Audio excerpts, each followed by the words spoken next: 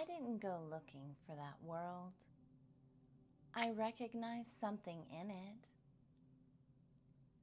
I grew up inside a dynamic I didn't have language for.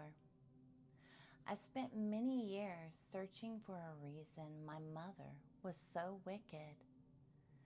I searched relentlessly for a way to make sense of her abuse and why I could never please her.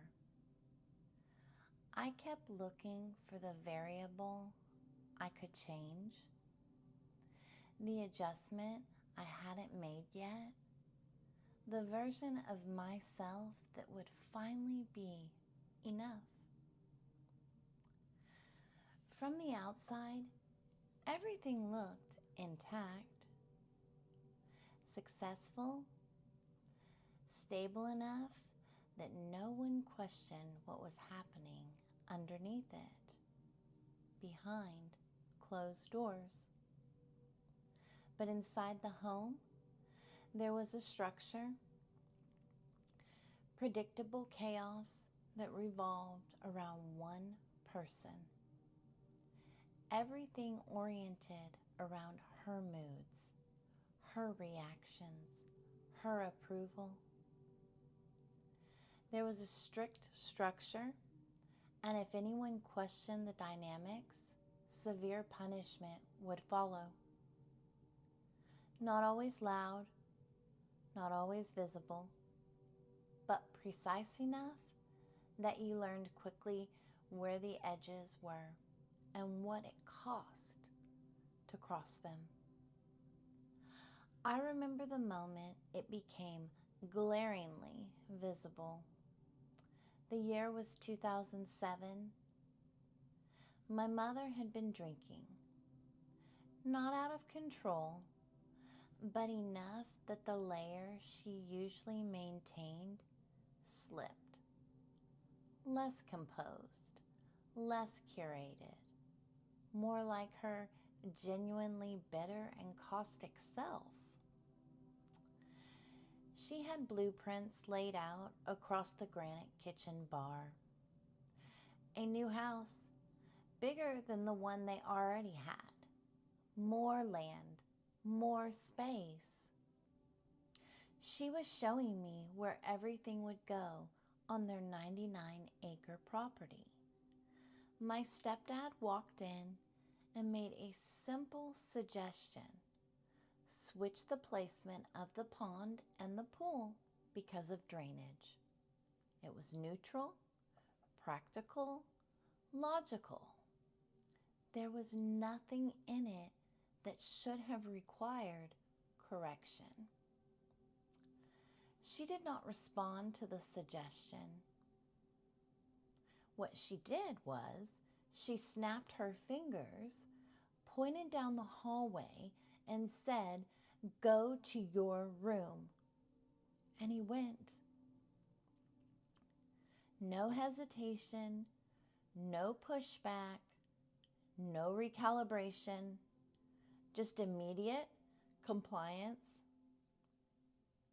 And that's what stayed with me.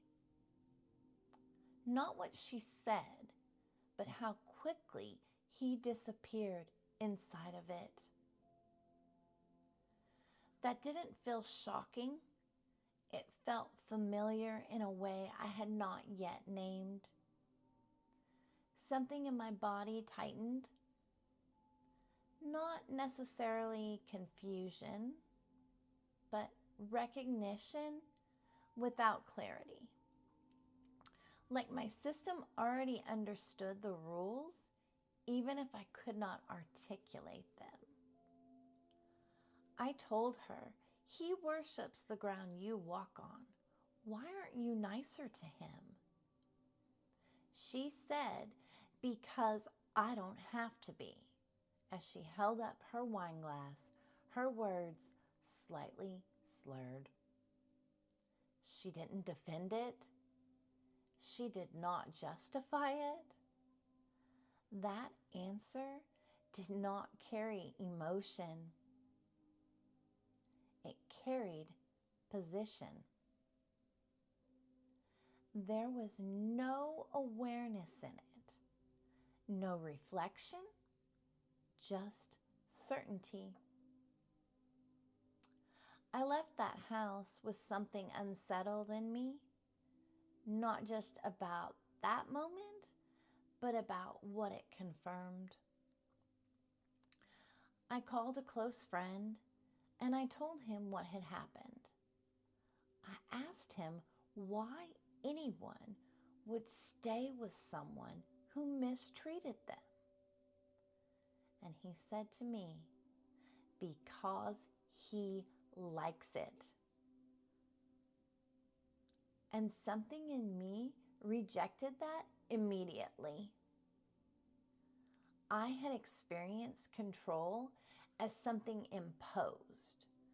I had experienced cruelty on every level from that woman, and it didn't feel like anything I would ever willingly choose or wish on someone I didn't even like. But that answer didn't leave me. It didn't resolve. It stayed in my body as friction because some part of me knew he wasn't entirely wrong. And that's what I could not reconcile. So I started looking into it. Not totally from curiosity, but from a need to understand what I had been inside of my entire life without being aware of it. I needed to know if there was something I had missed or something I had normalized without realizing it. And what I found didn't feel foreign. That's what stood out. The dynamics were similar: control, submission, power exchange. But the structure was different. It was named, agreed to, contained. There were boundaries, awareness, choice. That distinction mattered more than anything. I was not cosplaying love and marriage. I would, however, fulfill a consensual agreement and step into a defined role as a dominant woman. As I eventually stepped into that role, not because I was seeking it, but because I needed to see it up close.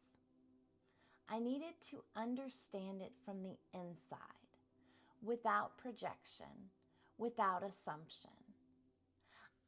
I asked my friend endless questions and could feel the hesitation in him, the discomfort of being seen more clearly than he expected.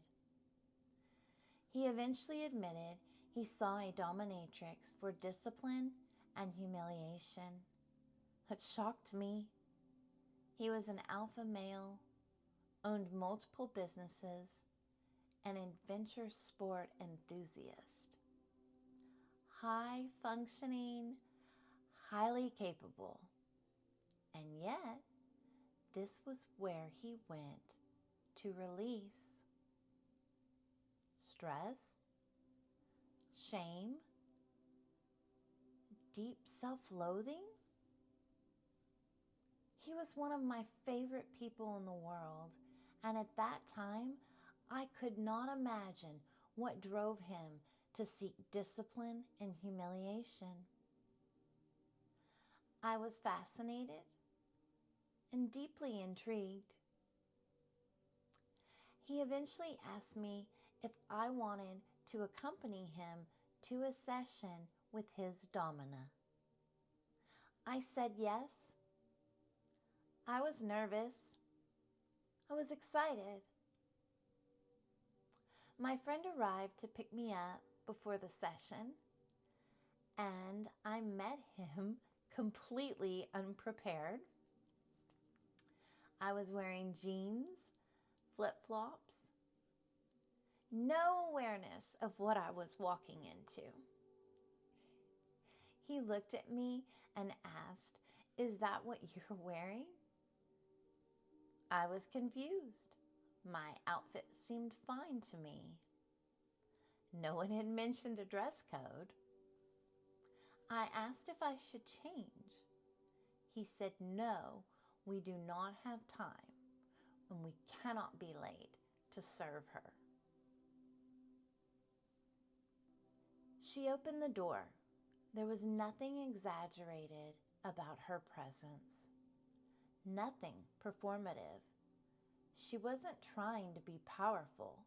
She was just grounded in it, fully located in herself in a way I had never seen modeled.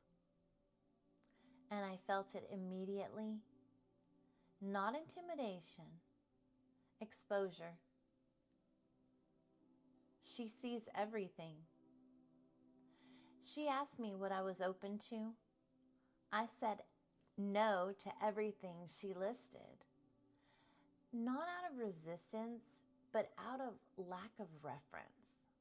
And perhaps a little fear. I was out of my element. I didn't know what most of the activities were that she listed. Yet. She seemed disappointed that I would not be her submissive. She soon thought of a different role for me. Then she told him to leave the room, and I watched a man I knew as capable, strong, self-directed, drop to all fours and follow direction without hesitation. Something in me went still.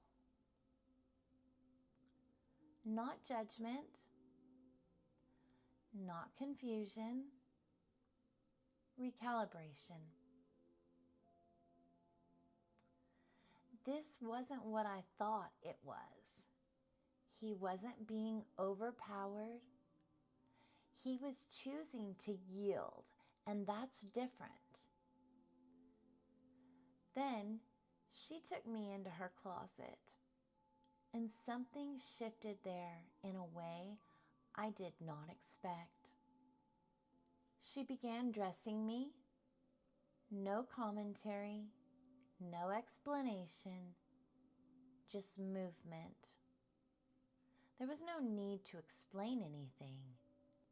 She wasn't asking for permission. She wasn't performing for approval.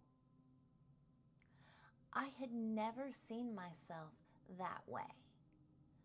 Not because I couldn't, but because no one had ever shown me how to exist in my body without distortion. Femininity in my world had not been something embodied. It had been controlled, weaponized, distorted, used as leverage, not expression. So standing there, seeing myself differently was quite welcome. It felt slightly disorienting. I can still recall the sensation. Wolford silk stockings grazing my legs. The awareness of my body without tension, without bracing, without trying to anticipate someone else's reaction. I was 27 years old, and it was the first time I experienced myself in my body without distortion. I was finally allowed to be beautiful, empowered, sensuous, not because someone told me I was, but because nothing was interfering with it. My awkwardness dissolved, my fractured self-esteem softened, and I stepped into the role of a powerful, embodied woman. Then she placed the flogger in my hand. I expected hesitation. There wasn't any. It wasn't confidence. It was recognition. I followed her lead, watched, mirrored, stayed present. And what held my attention wasn't the act, it was him. A man who held control in every other area of his life, choosing to release it. Not collapsing, not losing himself, not being diminished. He was regulating through surrender, letting go of something he carried constantly. That's when it became clear. Power is not what most people think it is. It is not fixed. It moves. It shifts depending on what each person is holding and what they are no longer willing to hold. I had grown up inside control that was never acknowledged. No boundaries, no awareness. Manipulation, bullying, and force were normalized in my childhood home. Everyone adjusted around it. Everyone compensated for it. My stepfather and I were the victims of a dangerous woman. He was a willing victim. I spent years trying to escape that woman's wickedness, while he found a way to stay inside it. What I was seeing now had edges, agreement, containment, awareness. The same dynamic, but a completely different level of consciousness. And for the first time, I saw my mother clearly. She was not powerful. She required control to maintain her position. Without control, there was nothing stabilizing her. That's not power. That is dependence. There are places in my life where I can now see how these dynamics continue to play out in more subtle ways, in more socially acceptable ways, but still rooted in the same misunderstanding of power. I did not understand power growing up. I saw the abuse of cosplay power. I adapted to it. I learned how to read it, anticipate it, survive it. But that was the first moment I saw it without adjusting myself to stay inside it. And once you see it that way, you do not participate the same way again. I had been liberated.